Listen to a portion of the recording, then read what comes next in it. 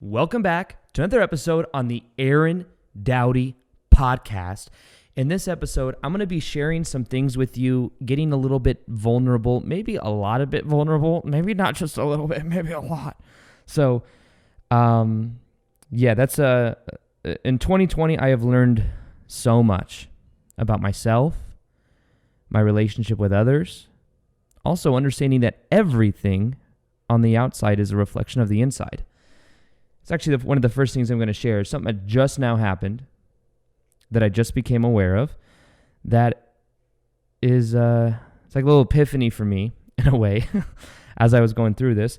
But yeah, 2020 for me has brought so much emotional transformation, going into my shadow, and also it's just something that's obvious that's happening on the outside world as well with the collective consciousness too. But one thing that I'm going to be sharing many of the different things that I've learned about myself, things I've learned about other people, and hopefully the goal with this is that you listening to this, maybe these realizations spark something inside of you so that you go through some of these lessons in a more quick way, in a very powerful way as well.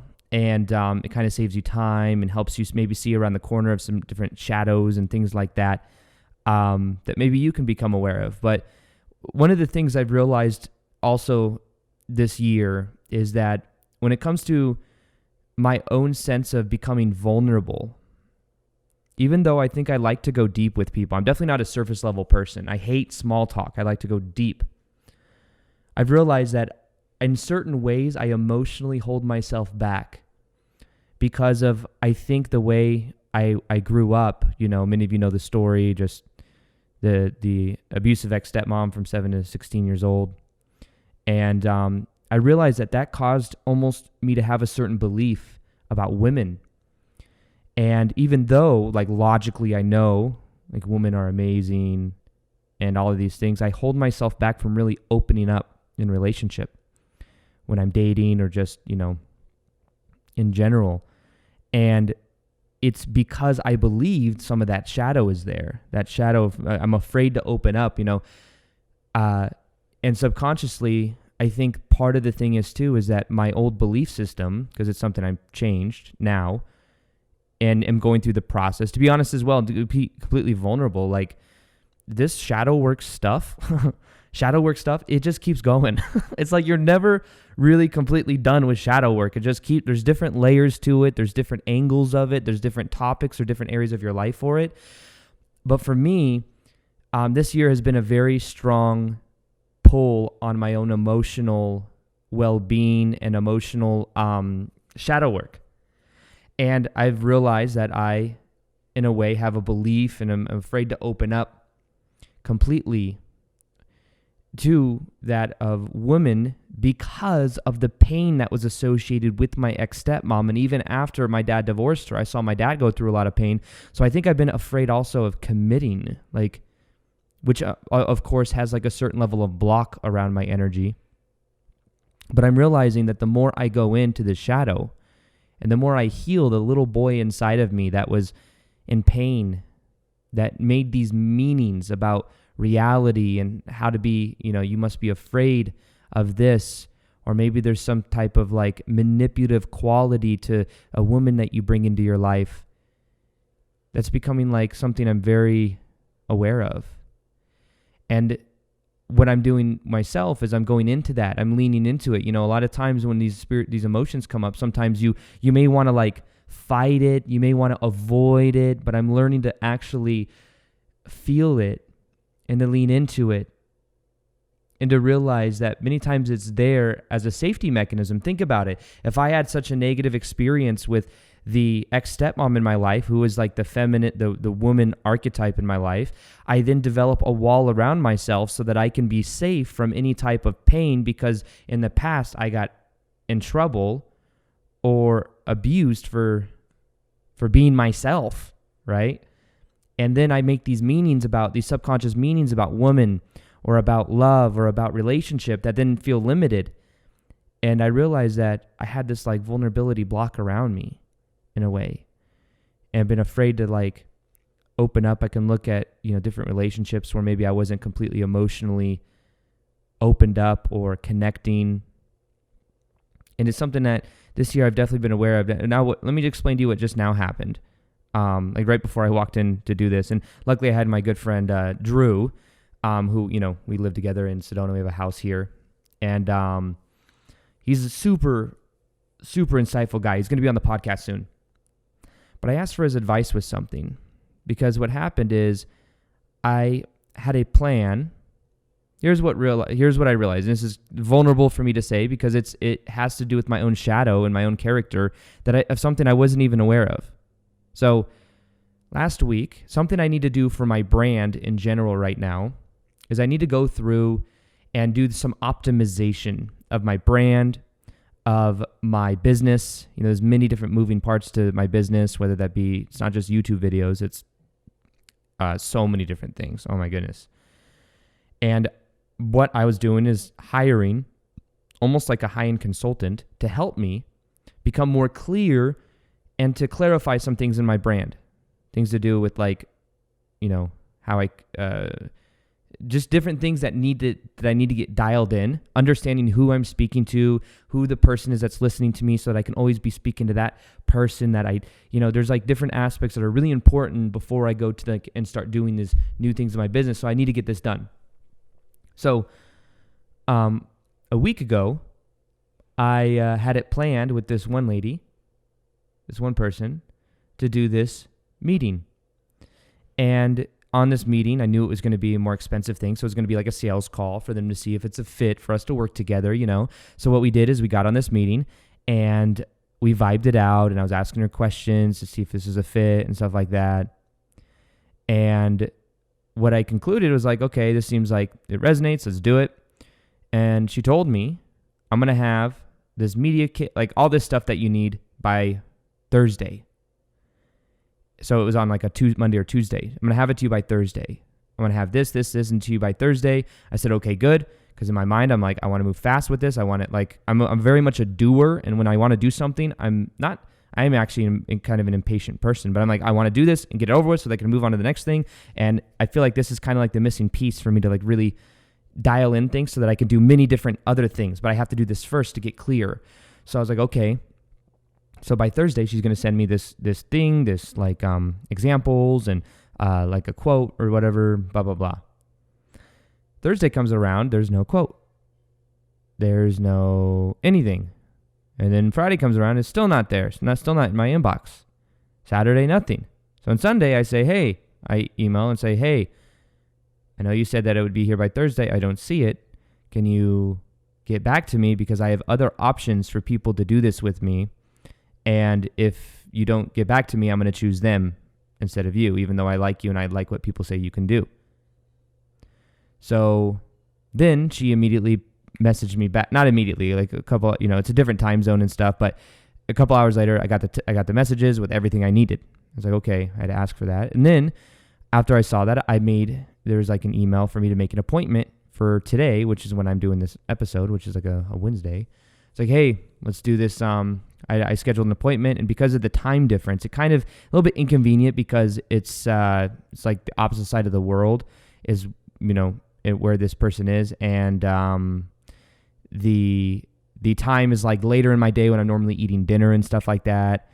And then I get an email today that says, hey, can we reschedule? I have another media thing and it's going to go into the time that we have our appointment. So can we reschedule for Friday or Monday or Tuesday next week? And in that moment, what I realized is it honestly pissed me off. I was like, okay, this is the second time now that we were scheduled or had something to do, and it's fallen through now. So I went and talked to my buddy Drew, who's got a lot of great wisdom. He's a high-level business guy, owns a $100 million company. They do like over $100 million a year in revenue. Many of you know I'm a huge fan of Organifi. It's the supplements that I use. That's actually how I met Drew. I was using Organifi, using the protein, the chocolate and the vanilla protein, and then I was also using the greens for energy. I'm a huge fan of Organifi just in general. It's a perfect segue into this episode as well, because I was gonna tell people about Organifi, and if you want 15% off, you go to ORGANIFI, Organifi.com/Aaron, and you use the code Aaron15 and you get 15% off. But yeah, Organifi is high vibrational supplements, organic, vegan, amazing. I use them every single day. I use some type of Organifi product, and I'm a huge fan of it. It's got a big, powerful effect on my energy, and it's one of the ways I get a lot of my vegetable nutrients in. And I always break my fast with the Organifi greens, which is really good for energy and stuff like that. I don't drink coffee, don't do anything else. That's what I do. Anyways, I know that was kind of a segment off of that, but you can go to Organifi.com/Aaron and put in the code Aaron15 for 50% off. Anyways, that was the non-invasive sponsorship of this episode. So when I went to him and I was asking him, he flipped it on me in a really powerful way. He's like, okay, well, this is a pattern that's happened to you a couple times now. Because I explained to him what happened. And I was like, oh, it's happened like 2 or 3. It's a pattern. It is a pattern. There's a lot of times that, like, even in Vegas, there's a handyman that I use, and he's always like really late. And I'm like, why is this? It always makes me mad. I'm like, man, my time is valuable, blah, blah, blah. Which of course is probably ego. But at the same time, you have to have, like, you know, a almost a firmness for who you are and what you're doing, right? And a respect for your own time. So he told me, and he was explaining that, like, you know, this is something that is inside of you that you need to change. This person in Australia or whatever, she's just a backdrop person in your life. She's reflecting back something to you. What is she reflecting back to you? And maybe it's that I was being too nice. Maybe I'm being too nice and like, oh, okay, here's another, you know, like I'm almost not valuing my own time. I'm like, okay, let's reschedule again. Let's do this again. And maybe part of the lesson is that what I need to do is I need to be firm with myself and be like, this is the standard that I have. I could say something like, you know, I don't know how you do business, but I'm a very busy person. I committed to this time that we had. I made like arrangements for it. And now that it's canceled, this is not how I do. I'm not sure if this is how you do business. If so, that's fine. But this isn't how I do it, so I want my money back. I could have said something like that. It could have been something, for me to realize that I need to have more of boundaries with my own time, respect my own time more. Maybe I'm just kind of being lazy in some ways and not respecting my own time, so therefore other people aren't respecting it. But it's what I believe it is a combination of a couple of those. I think part of it is, here's what I realized though, I'll tell you the epiphany that I had in here in a minute, that when I am, sometimes the big energy of 2020 for me as well has been letting go of being nice or a people pleaser. And I feel like up until 2020, maybe like 70% of it was gone from how I was before. But now it's like the final 30% of really letting that go. And honestly, also being okay with tension, being okay with not always being nice and being like firm. And that's something I've been learning this year and it's really been so empowering because I feel so like I'm taking my power back from like always being at the whims of like things that are happening. So that was one thing that, that was a big epiphany for me. But what I realized is I can be more firm. I can say, this is okay, this isn't okay, and also be more firm with myself, be more aware of my own time, how I'm spending it, and my commitments to other people. So I talked to Drew. I went to my computer, and I was going to email her and pretty much maybe even say, hey, I don't want to do business type thing, just to kind of wire it in and then trust that I'll find someone even better or something like that. When I was writing it, though, I had this realization. Now, I don't want to make excuses for this, but the first time I was supposed to have a call with her was last Tuesday.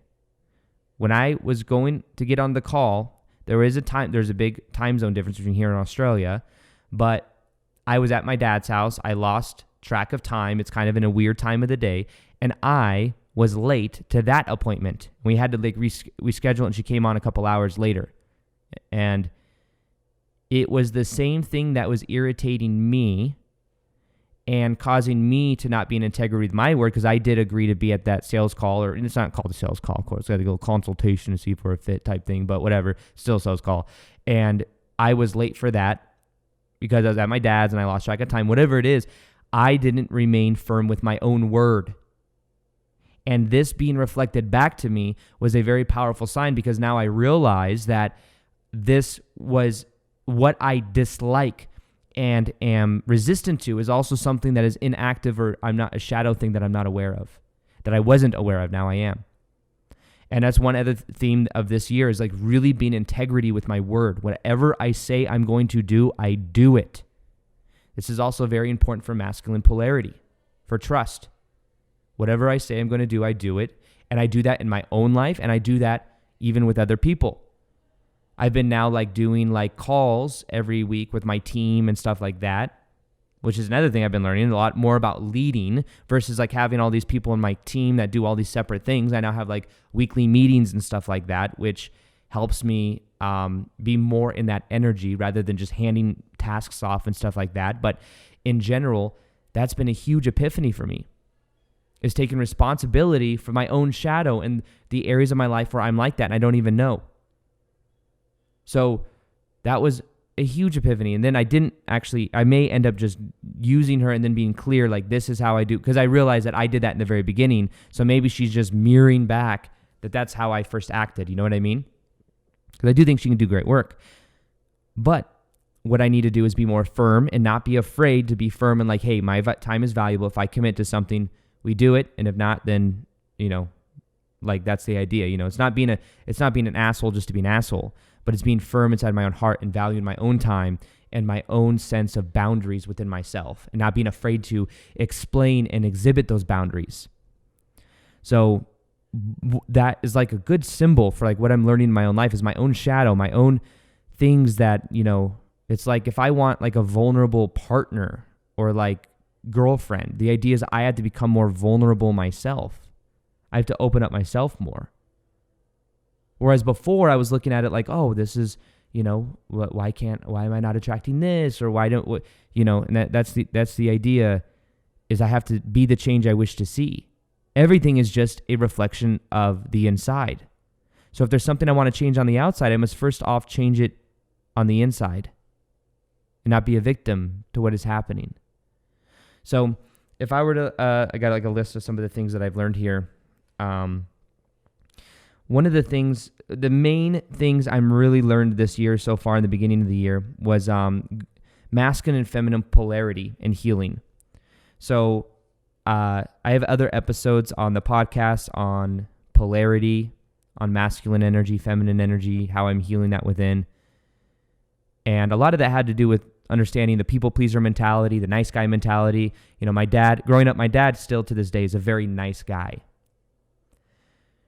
The problem with being a nice guy and learning that nice guy mentality and embodying that sometimes is that in the past, it's not authentic. I'm a very blunt person in real life. Like I say things that are kind of out there. Sometimes I say things when it's not my place, like I'm kind of unapologetic. And it's so funny because in certain areas of my life, like when I really like someone or I'm dating someone, sometimes I start to be really nice. And then it's funny because the moment you start being nice, you lose attraction. It's kind of funny how that works.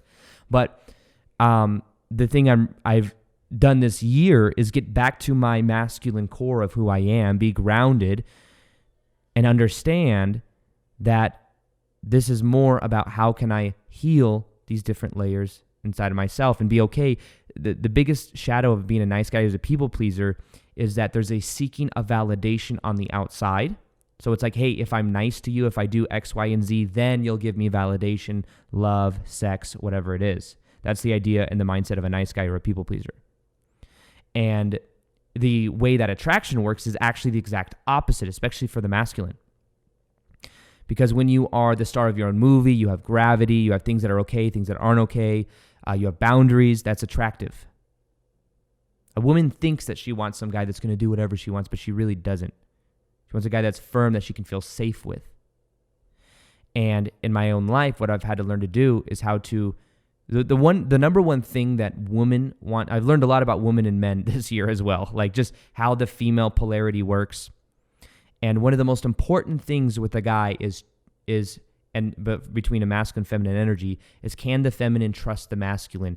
Is the masculine who he says he is, and can he be trusted? Not just trusted like, oh, is he going to commit? No. Trusted with who he says he is and how he shows up in the world, so that then the feminine can feel safe. This means that whatever the masculine says he or she is going to do, depending on if it's, same-sex orientation or heterosexual. Whatever you say you're going to do, follow through with it and do it. And with the repetition of doing that, guess what happens? You start to gain this momentum, this energy that's completely different. So this year, one thing that I've had to learn to do is how to be in integrity to my word. If I say I'm going to do something now, I do it, no ifs, ands, or buts. And that's that. And if I also don't procrastinate like I used to. I used to procrastinate a lot. But now I'm in the habit of just doing it. And as I do, it's like wiring in this new sense of identity where I'm like, I am the kind of person that says I'm going to do something. I do it, and that's that. And then people that are around me, they're like, think about it. How you do one thing in your life is how you do everything in your life. So if you are telling someone you're going to meet them tomorrow, but then you don't, then that you begin to lose trust with that. Or if you cancel plans, and they're going to remember, his word is not bond. The 4 agreements, there's a book called The 4 Agreements on the Toltec practices of, understanding how our stories are creating our life. It's definitely influenced me in a powerful way. But one thing that I have learned how to do is one of them is be impeccable with your word. Whatever you say you're going to do, you do it. For man and woman, masculine and feminine.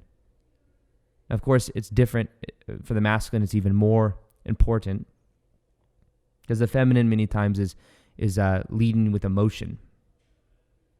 And sometimes feelings can change. But one of the things I've had to learn within myself is how to be more in that energy, that firmness, understanding who I am, how I prefer to be, and being in integrity, not just with, someone I'm dating or friends, being in integrity with myself.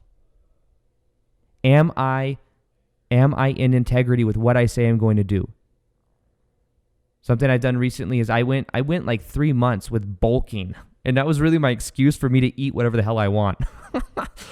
Every restaurant we went to, I'm like, I'm bulking because I've spent like 2 or 3 years like really maintaining a certain physique and like, kind of being like really clear on my diet. It's like, so I just started eating a lot of food, really enjoying myself, going to the creek every day. I was like, I need to tap more into like yin because I've been so yang for 3 years. So I need to become more yin, which means that, I've moved to Sedona, have a house here, been going to the creek. And guess what? I was yin, but a part of that yin was also me just eating whatever the hell I want, going more into my emotions and stuff. But what I learned from that is the balance, because after that, I even stopped wearing my Whoop for a while. This thing that I wear. You can also, if you guys this thing is called Whoop. It's actually really cool. It's this thing that monitors my heart rate, my workouts, my recovery. It monitors my sleep, how much deep sleep I get, REM sleep I get, all this stuff. It tells me how much sleep I need for the next day for me to stay in a recovered state. It tells me when I can have really good workouts or when I need to like hold back a little bit or take a day off.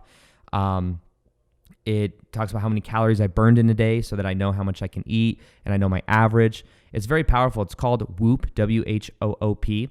And if you go to aarondoughty.com/whoop, you can get, I think it for free or a month free or something like that. So go to Aaron Doughty, AARONDOUGHTY.com/whoop, WHOOP, and you will get a discount.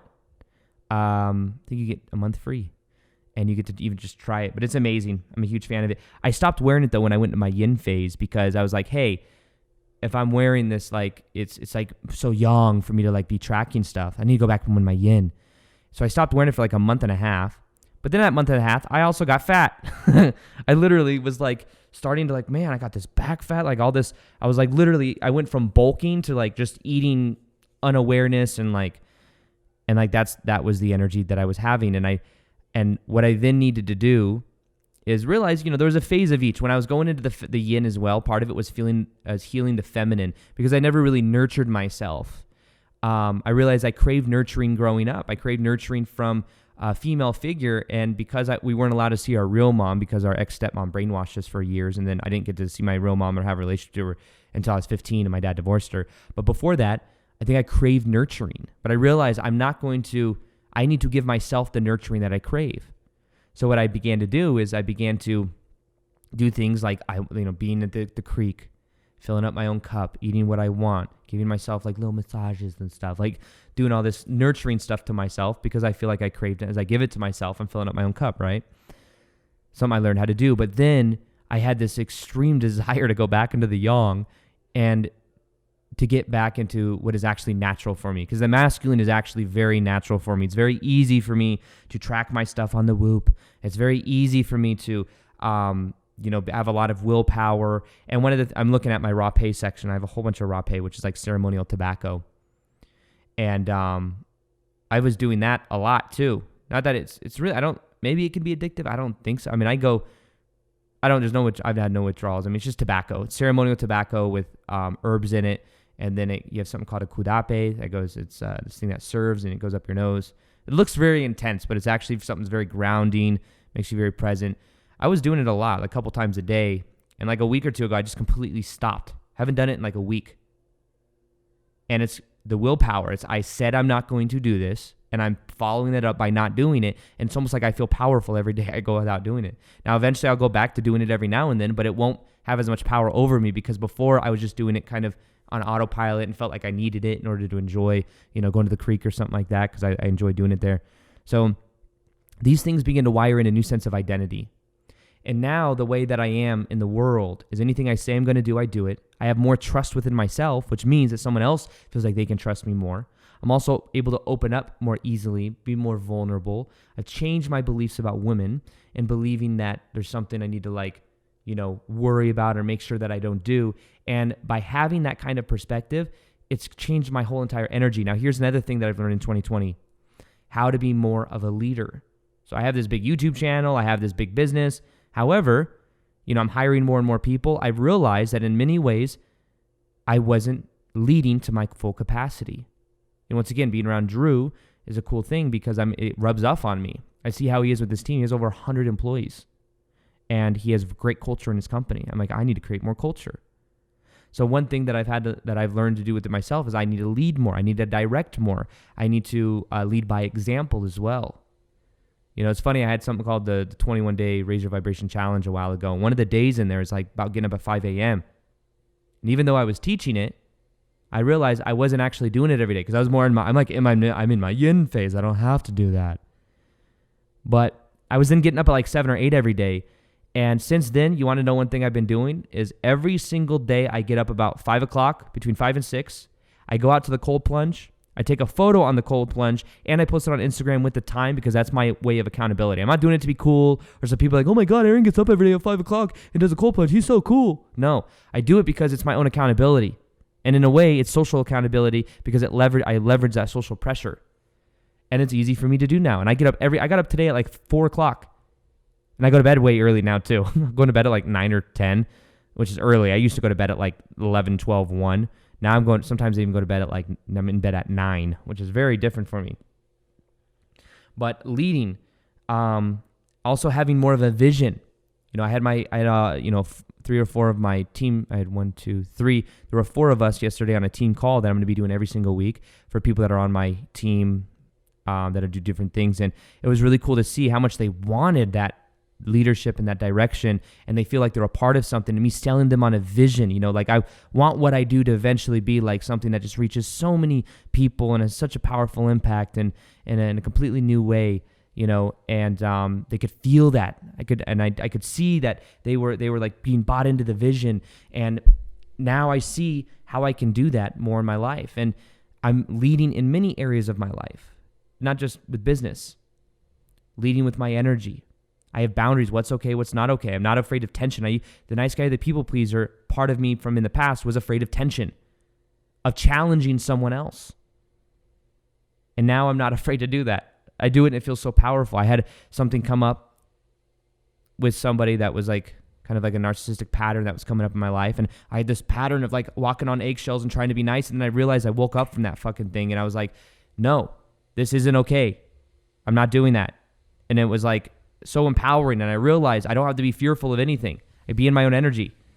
It's very powerful. So if you guys can hear maybe you guys can't hear it.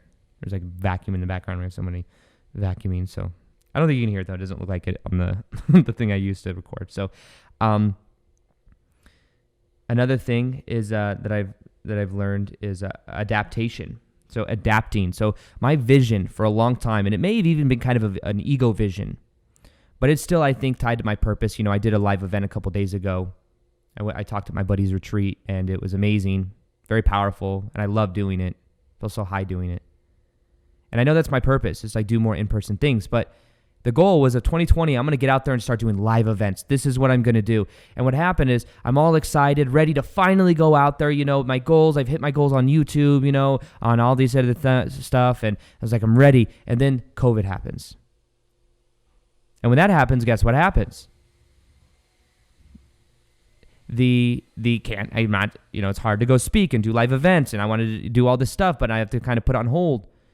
And what I realized for a long time, for months and months and months, I just kept telling myself a story. I want to get out there, and I can't because of this. This whole entire time, I could have been doing live virtual events. I went to a Tony Robbins business event, and it was like 5 days long. It was on Zoom, and it was all, it was cool. It wasn't the same as live, but the story I was telling to myself of what I expected to what reality was holding me back from actually embodying my true purpose of even just, I can reach way more people in virtual things. So what I think I'm going to do, or I know I'm going to do, is like in this room, I'm going to have some curtains that cover these mirrors over here, and I want to do virtual live events here in this house. And I can reach way more people that way than I can if I were doing something where I had to, only have like 50 people in a room because of these restrictions on this illness that is there.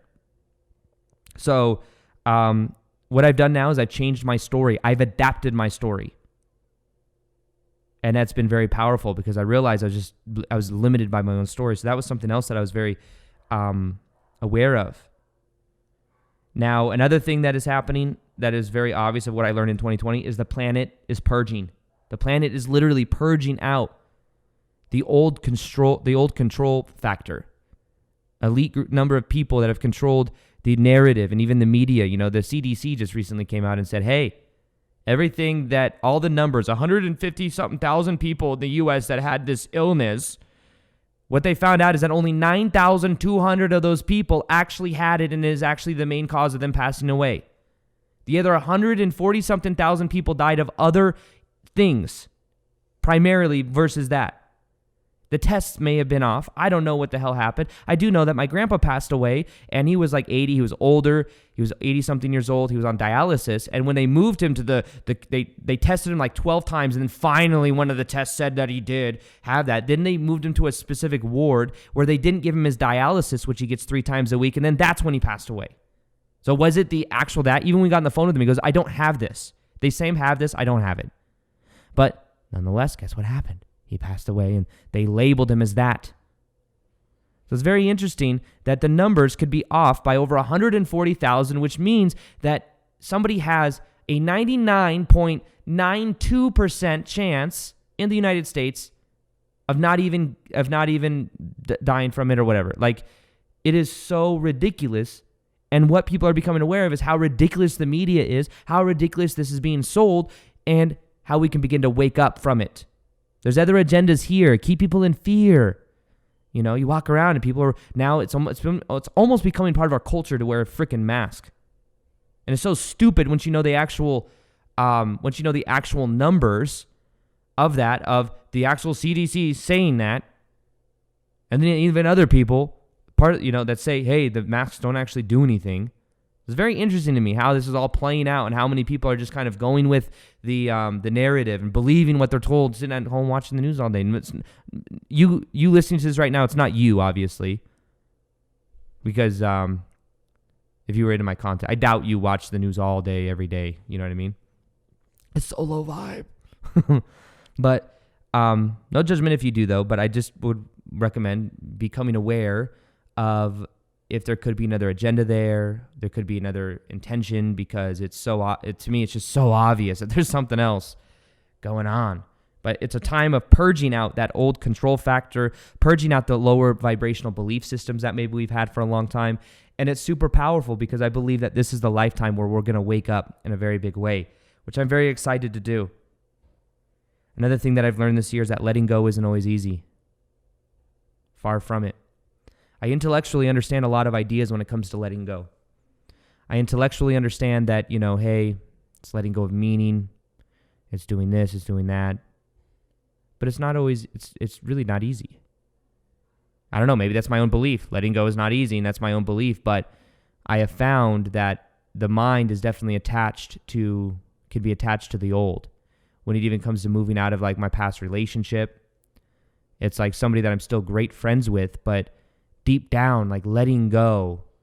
And it's intellectually, it's like, yeah, you just let go and have unconditional love. But sometimes there is a little bit of resistance there. And letting go intellectually is very different than letting go emotionally. And one thing I've had to learn with myself is to just really be okay with letting go and being comfortable and present with the emotions that come up, resistance and tension that does come up. And that for me has been a huge part of 2020 for me as well, is learning to let go, learning to be okay with just whatever happens, not having conditional love for people, or for the certainty of how you expect things to turn out and stuff like that. So that's been another huge epiphany of mine, is just letting go. Feeling is healing. Feeling the pain, feeling the resistance that comes up is the healing part of it. And letting it be okay if it's not always extremely easy. So 2020 has been a lot of shadow work. The collective, it's been a lot of shadow work. There's a lot of purging that is happening on the planet right now. And it's bringing up a lot of things. The masculine feminine polarity thing has been huge. The tension thing has been huge. The leading, the vision, the adapting, these are all things that have really changed my life in a very powerful way. So I encourage you to do your own shadow work, to look within yourself, and to maybe share with me some of the top things that you've learned in 2020. You can comment if this is on the YouTube channel. I don't know if you guys know as well, there's a second YouTube channel called Doughty Podcast where I post the video of this. You can watch the video or you can listen to it conveniently on iTunes or Spotify or however you listen to it. But maybe comment on that YouTube video and subscribe to that YouTube channel if you haven't already as well. It's Doughty Podcast. And yeah, the videos are going to be there as well. Other than that, I want you to know that 2020 has been a very magical year. I appreciate you listening to the episodes and sharing your energy in the collective with all of us waking up. I think that as we wake up, we're helping other people wake up as well, just by us being ourselves, which is very empowering and exciting. Other than that, I love you. Talk to you guys later. Peace, much love, and namaste.